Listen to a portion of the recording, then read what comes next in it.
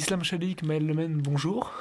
Merci d'avoir accepté l'invitation de Cergy Paris, l'Université de Cergy Paris, ici au studio radio de Strasbourg, dans le cadre de cette Assemblée européenne des étudiants, en lien avec l'Alliance Utopia. Alors Islam Chalik, tout d'abord, vous êtes doctorant en première année en droit européen de l'environnement, vous faites partie des étudiants du comité d'organisation de l'événement, et vous coordonnez également le panel 9 relatif aux enjeux liés aux réfugiés climatiques. Vous êtes modérateur de la table ronde qui aura lieu demain, table ronde introductive au sujet de l'avenir de la démocratie en Europe. Maël Lemen, de votre côté, vous êtes étudiant en master en école d'ingénieur à l'NC3 à Grenoble, en ouvrage hydraulique. Vous faites partie des étudiants membres du comité d'organisation de l'ESA, et vous êtes étudiant coordinateur du panel 4, dont le thème est l'agriculture face à la durabilité, quelle PAC pour demain. Alors messieurs, nous allons avoir plusieurs questions à vous poser cet après-midi, mais la première très générique, et je vais peut-être donner la parole tout d'abord à Islam Chalik. Comment vous êtes-vous retrouvé au sein de ce projet à l'ampleur assez inédite ? Déjà, merci beaucoup de l'invitation et de m'avoir permis de prendre la parole. Je me suis retrouvé dans le cadre des ESA parce que je suis étudiant à Grenoble. Grenoble fait partie d'une alliance. Cette alliance, c'est Unite. Et donc l'année dernière, dans le cadre d'une foire de Unite, Constance Chevalier-Govers avait eu cette idée de rassembler des étudiants dans le cadre de la conférence sur l'avenir de l'Europe. Et comme je faisais des études en droit européen et je comptais continuer donc en thèse, je me suis dit que ça serait une opportunité inouïe que de faire participer des étudiants vraiment dans le cadre du processus démocratique qu'est la conférence sur l'avenir de l'Europe. Donc on va dire que je suis là plutôt pour, dans un cadre plus... on va dire que c'est un sujet qui m'intéressait fortement dans le cadre de mes études. Alors Maël Lemen, justement, de votre côté, vous participez à l'événement qualifié par Islam Chalik d'opportunité unique. Qu'est-ce qui vous a amené à vous retrouver finalement dans ce projet ? Oui, tout d'abord, comme Islam, je voudrais vous remercier de nous avoir invités aujourd'hui. C'est un plaisir d'être là. Donc, je suis également étudiant sur Grenoble et donc mon école, à ce titre, est partenaire, fait partie d'une alliance qui est l'Alliance Unite également. Et donc, à ce titre-là, j'ai vu l'information tout simplement passer qu'il y avait donc l'Assemblée des étudiants européens qui allait être organisée et j'ai donc candidaté pour pouvoir y prendre part. Qu'est-ce qui vous a motivé au-delà de ça, est-ce que vous avez vu une motivation supplémentaire au-delà de votre motivation personnelle à prendre part à ce projet ? Bien sûr, quand j'ai vu que du coup c'était quelque chose qui allait rassembler des étudiants venant de toute l'Europe, de plusieurs alliances, de plusieurs universités, d'énormément de pays, et puis également de par les sujets qui étaient proposés, que j'ai trouvé très intéressants et qui permettaient de balayer quelque part beaucoup de thèmes et tous les sujets importants auxquels l'Union européenne doit faire face. Et j'ai trouvé que cette initiative de faire participer des étudiants, de leur demander leur point de vue et de leur permettre, de leur donner un espace pour débattre et réfléchir ensemble à des solutions était très intéressant. Islam, même chose ou un peu différemment ? Oui, je vais dire que je partage le même point de vue que Maël. Puis surtout, je trouvais que les sujets, étant donné que c'était les mêmes sujets que ceux proposés par les panels citoyens dans le cadre de la conférence sur l'avenir de l'Europe, le fait que ce soit des étudiants, et donc l'avis de jeunes, c'était extrêmement important et utile à mon sens, aussi comme point de comparaison en tout cas. Et qu'est-ce que vous attendez de ces 2 journées, Maël ? Je pense de se retrouver donc des étudiants avec des cultures différentes, parlant des langues différentes. J'espère qu'il va y avoir du coup on va dire une émulation du fait de se rencontrer et que ça va être riche en débats. Donc j'attends des débats intéressants, des propositions également, puisqu'il ne faut pas oublier le but pour lequel on est là, c'est-à-dire produire des recommandations. C'est quand même l'objectif. Et puis donc au-delà de cet objectif principal qui nous réunit tous sur ces 2 jours, de passer de belles journées et d'échanger avec les étudiants venant de plusieurs pays. Et vous, Islam ? Je vais me répéter, mais je partage le même avis que Maël. Je pense que il s'agit de 2 journées extrêmement riches en échanges, riches en débats, riches on espère en recommandations pour l'Union européenne. Et je trouve que c'est extrêmement important que cela vienne de jeunes, parce que le jeune, finalement, c'est le vrai avenir de l'Europe. Maël, vous parliez des recommandations juste avant. Concrètement, comment ces recommandations elles vont être transmises après aux institutions européennes ? Quel impact elles peuvent avoir ? Donc du coup, donc l'Assemblée des étudiants européens prend part dans le cadre de la conférence sur l'avenir de l'Europe qui va être organisée. Donc les étudiants sont répartis en 10 panels thématiques, une vingtaine d'étudiants par panel. Et ensuite, ils doivent donc produire environ 10 recommandations par panel ce qui fait environ 100 recommandations au total qui vont être ensuite transmises à la commission. Et est-ce que vous avez l'assurance qu'elles vont être utilisées ou alors pas du tout? Il y a encore un doute. L'idée, en tout cas, ce qu'on peut dire de cette initiative, c'est de permettre aux étudiants d'exprimer leur voix, de dire ce qu'ils ont à dire, de réfléchir ensemble, de débattre et ensuite de proposer des choses. Alors, Islam, je voulais revenir justement sur l'ampleur un petit peu de ce projet. La sélection, plus particulièrement, on sait que ça s'est fait à travers une centaine d'universités ici, issues de 30 pays différents. C'est quelque chose à l'ampleur assez inédite. Le comité d'organisation a examiné plus de 800 profils avant d'en retenir seulement 275 pour cette première assemblée européenne des étudiants. Alors, est-ce que vous pouvez nous en parler un petit peu justement de cette sélection, comment elle s'est déroulée? Est-ce que ça a été un petit peu ardu finalement de faire des choix aussi? Cela a été extrêmement difficile, puisque pour être honnête, au début, on ne s'attendait pas à ce que autant d'étudiants soient intéressés par notre événement. On était extrêmement ravis de voir autant de candidatures. Et après, on a opéré des choix qui ont été plutôt motivés par des considérations géographiques, des considérations aussi de sexe. Donc, on voulait avoir une représentativité à peu près égale entre les hommes et les femmes. Puis on voulait aussi ne pas avoir exclusivement des étudiants en master, mais aussi des étudiants en niveau licence, des étudiants en thèse. Et puis surtout, on voulait que les étudiants viennent de profils différents. Donc par exemple, pas exclusivement des étudiants qui seraient déjà sensibilisés aux questions politiques, mais également par exemple des étudiants ingénieurs, des étudiants en médecine, finalement tout étudiant qui puisse être impliqué. Et si on récapitule en termes de grade, du coup on a des étudiants en licence, en master, en thèse, c'est ça l'idée. D'accord. Et je trouve que ce qui est intéressant justement dans l'Assemblée des étudiants européens, c'est d'avoir une diversité, une pluralité des origines des étudiants, que ce soit donc des pays différents, de niveaux d'études différents et également de secteurs d'études différents, des gens qui étudient des disciplines scientifiques, des gens qui viennent des disciplines plus littéraires, et c'est justement ça qui va, je l'espère, permettre de créer une synergie et d'arriver avec des propositions différentes, parce que le fait d'avoir des regards différents sur une même question, des gens qui ont des expériences de la vie différentes et d'échanger sur ce que font les autres. Exactement, c'est ça qui va pouvoir permettre, je l'espère, Éléonore avait une question. Oui, est-ce qu'on doit s'attendre du coup à voir ce type d'initiative se répéter du coup à l'avenir? C'est notre souhait. On voit cet événement comme première assemblée des étudiants. Après, évidemment, on ne peut pas être certain que cet événement va se reproduire, mais en tout cas, c'est notre souhait. Peut-être pas à Strasbourg, mais à Bruxelles. Donc, on verra. Vous vous êtes inspiré aussi d'autres événements, peut-être à l'ampleur un petit peu moins importante, mais qui vous ont peut-être amené à avoir cette idée de réunir des étudiants venant de toute l'Europe. Est-ce qu'il y a eu une source d'inspiration particulière qui a été un petit peu la base de ce qui se passe aujourd'hui à Strasbourg? Je ne sais pas si ça a été vraiment une source d'inspiration, mais il y a évidemment d'autres événements comme le European Youth Event qui a aussi eu lieu à Strasbourg.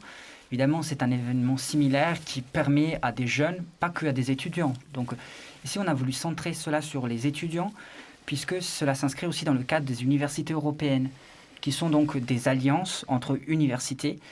Et donc c'est pour ça qu'on a donc ciblé des étudiants participant donc à ce projet. Vous considérez que les étudiants n'ont pas aussi suffisamment l'occasion de s'exprimer sur des grands sujets de société? Je pense que parfois, les études ont tendance à être un peu théoriques et nous avons des fois du mal à former, maintenant, les enseignants en général ont du mal à former des étudiants qui soient également des étudiants citoyens. Et je pense que des initiatives comme ça, mais aussi d'autres initiatives qui permettent donc de l'engagement civique et politique des citoyens sont bienvenus en fait. Maël, concrètement, au sein des panels, comment est-ce qu'il s'est déroulé le travail? Est-ce que vous avez rencontré des difficultés, notamment liées à la langue ou des choses comme ça, des difficultés d'organisation avec les autres? Alors du coup, dans les panels, la langue qui a été utilisée, c'est l'anglais, et la langue qui sera utilisée pendant ces 2 jours à Strasbourg pour permettre à tout le monde de pouvoir s'exprimer et comprendre, c'est l'anglais. Ensuite, la manière dont on s'est organisé, donc là on ne s'était pas rencontrés en vrai, donc physiquement avant de se retrouver aujourd'hui à Strasbourg. Donc tout le travail, la phase préparatoire à l'événement s'est déroulé en ligne, à distance.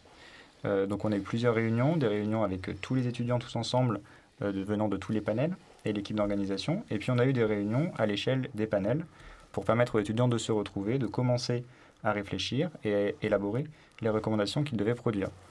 Chaque panel a reçu un ou plusieurs experts qui est intervenu auprès d'eux, de manière à leur donner, à les nourrir, on va dire, en idées, et à leur permettre d'explorer des pistes que peut-être dont ils n'avaient pas eu l'idée avant.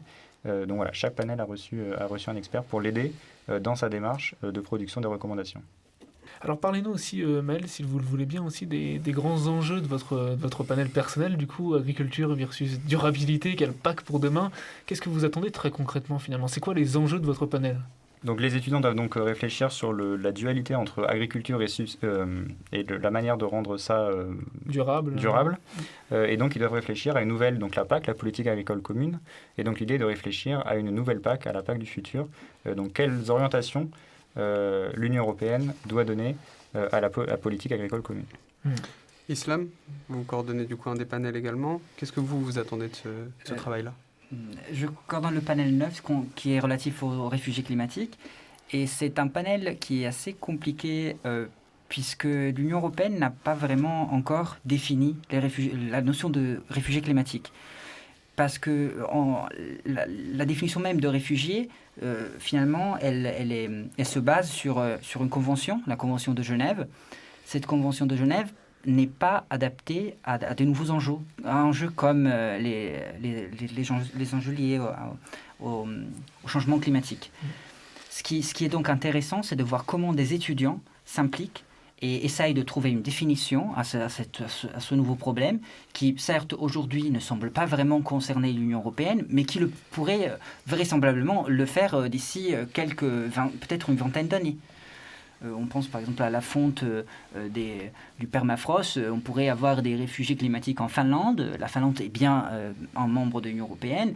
Donc on pourrait évidemment peut-être penser à des flux migratoires vers d'autres pays. Donc c'est un peu comment voir finalement il s'agit d'anticiper déjà. Exactement, finalement. Anticiper en essayant d'éviter les erreurs qui ont peut-être été commises dans la politique migratoire, dans la migration classique, on va dire, donc même les réfugiés qu'on a tendance à imaginer, pour donc prévoir, prévenir et donc finalement aussi mitiger les changements climatiques en amont. Et du coup, j'ai une question. Est-ce qu'une véritable politique migratoire commune européenne, elle est encore possible face aux divisions entre certains États européens? Donc on le voit par exemple avec la Pologne et la Hongrie. Donc selon vous, est-ce que c'est encore possible de créer cette politique migratoire commune? En réalité, on peut dire, si on réfléchit d'un point de vue juridique, une politique migratoire commune en Europe, elle existe, notamment pour ce qui est des gestions des frontières, qui est en principe une gestion commune, puisqu'à partir du moment où les États européens ont aboli les contrôles aux frontières intérieures, ils ont établi donc une frontière commune, la frontière extérieure.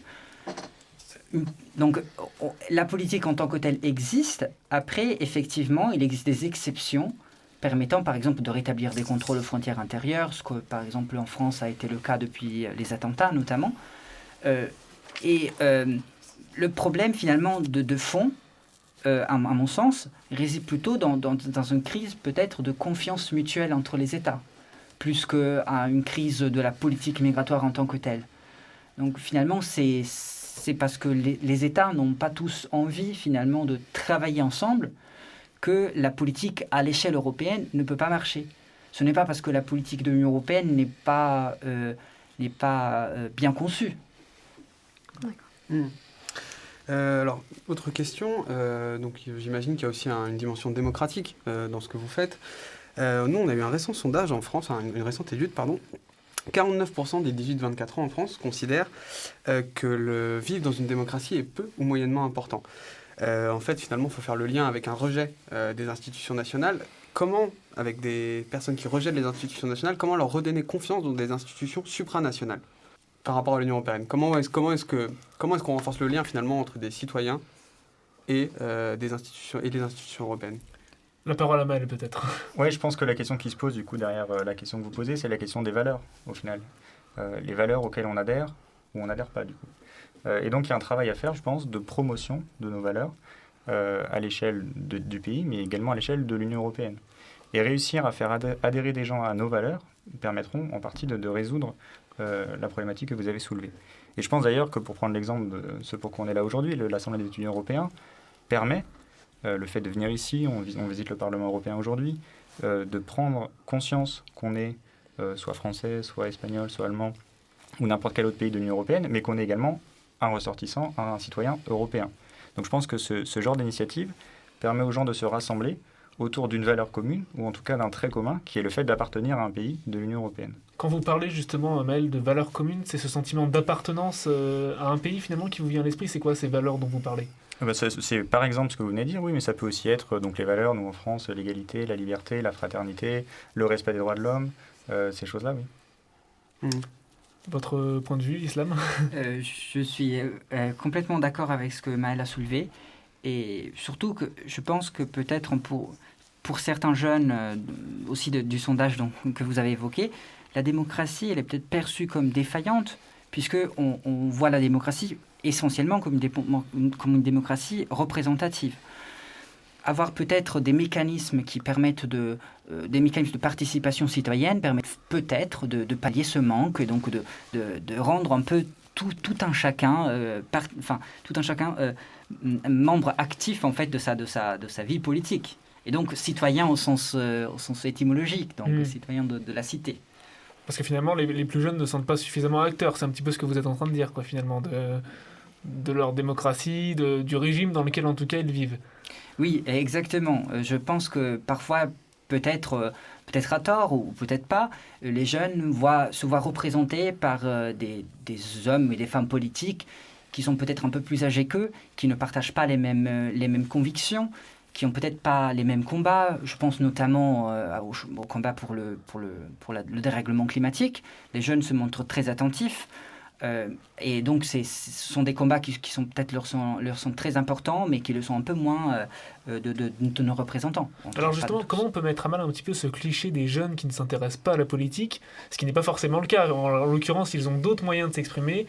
Parfois, ce n'est pas par le déplacement aux urnes pour voter, c'est par l'abstention, mais par d'autres mesures également, via les réseaux sociaux, il y a des manifestations.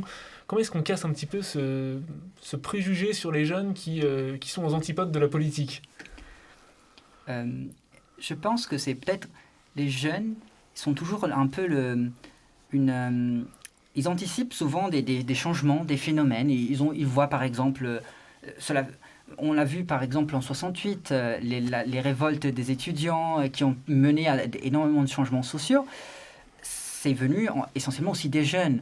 Donc parfois c'est juste une manière de s'exprimer qui est un peu différente par rapport à la classe politique. Exactement.